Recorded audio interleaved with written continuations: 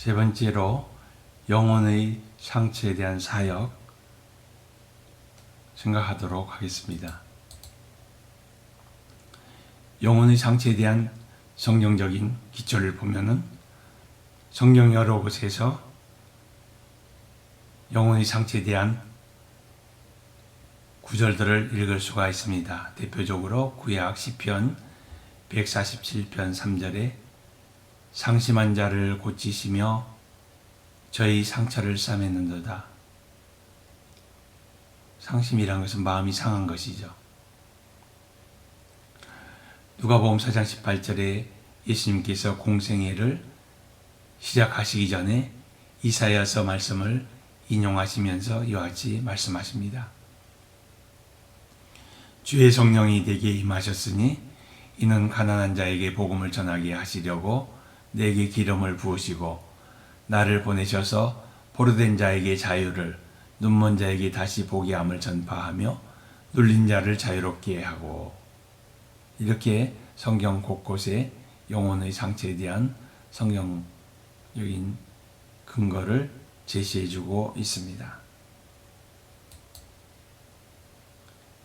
영혼의 상처에 대한 사역을 하기 전에 제일 중요한 것이 상담을 해주시는 사역자나 혹은 내담자 모두 주님의 음성을 듣는 준비를 할 필요가 있습니다.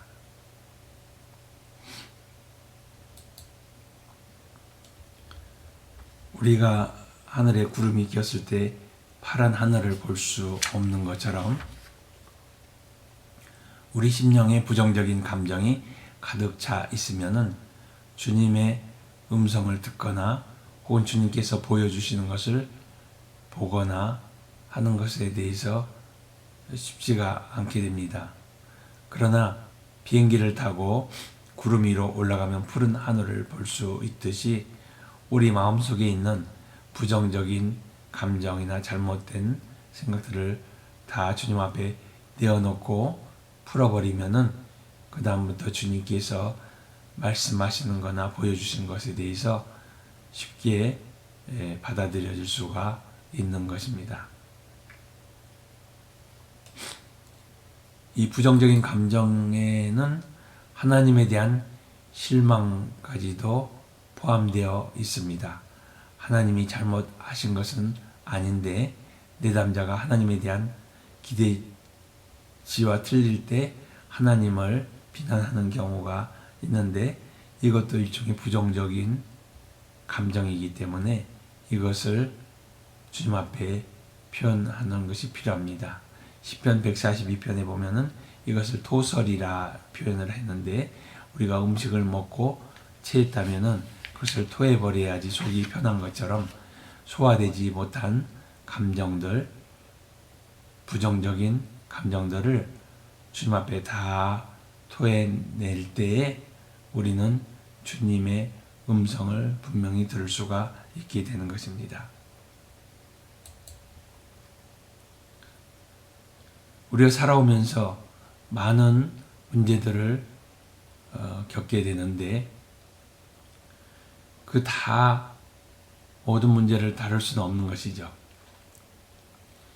그래서 현재 상황에서 치유가 필요한 것과 관련돼서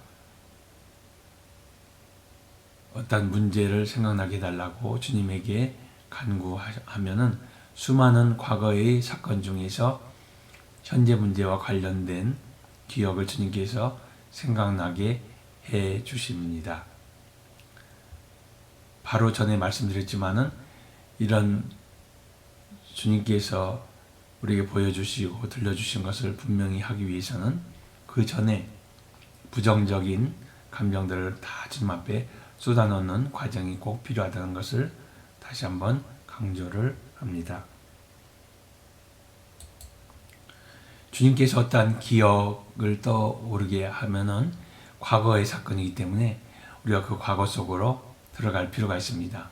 그래서 생생하게 그때의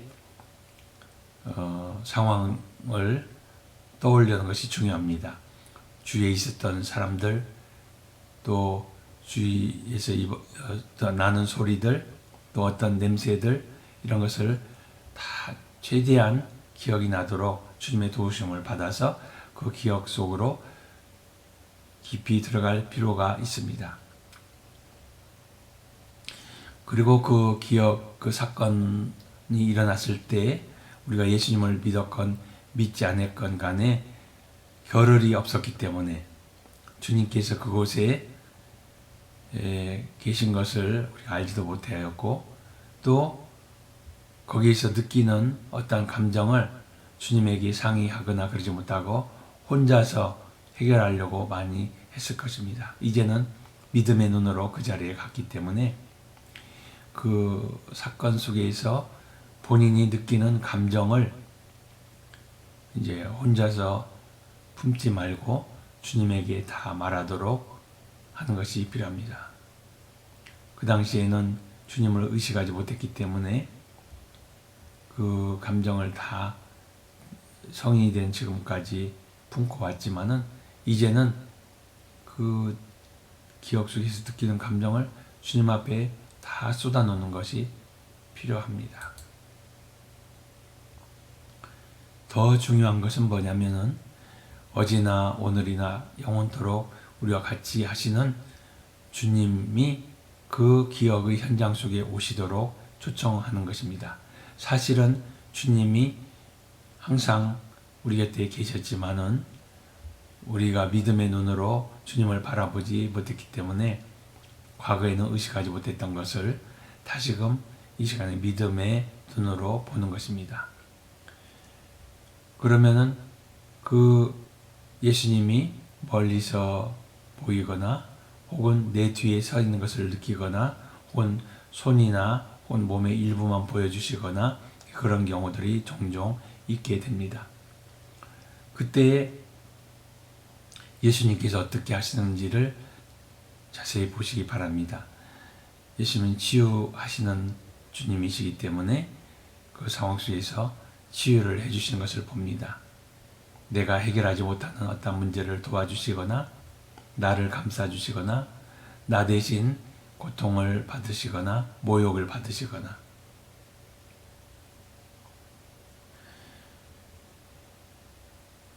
그러면서 주님의 관점에서 그 사건을 바라볼 수 있게 도와주십니다. 어떤 때는 전혀 예수님의 모습이 보이지 않거나 예수님의 음성을 들을 수가 없는 경우가 있는데 이럴 때는 아직 내가 용서하지 않은 문제가 있거나 귀신들이 방해하고 있을 가능성이 있습니다. 또한 하나님에 대한 실망이나 원망을 아직도 품고 있다면 하나님을 용서하는 기도를 하게 합니다. 물론 하나님이 잘못하셔서 우리가 용서한다기보다는 우리가 기대했던 그런 하나님에 대한 오해에 대해서 이제 오해였다는 것을 하나님 앞에 인정하고 회개하는 기도를 하는 것이죠.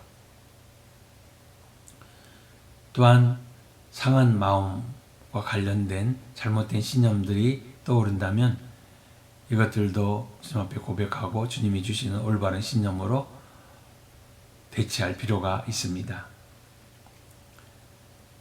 또한 혼적 묶임이라는 이런 단어가 있는데 우리가 정상적인 관계 이외에 비정상적인 관계로 다른 사람과 연관되어 있다면 그것을 회개하고 끊어버리는 것이 필요합니다. 우리가 한번 내적 치유를 받았다고 해서 평생 건강한 것은 아닙니다. 우리 삶 속에 수많은 사건들이 여전히 치유를 기다리고 있는 것입니다.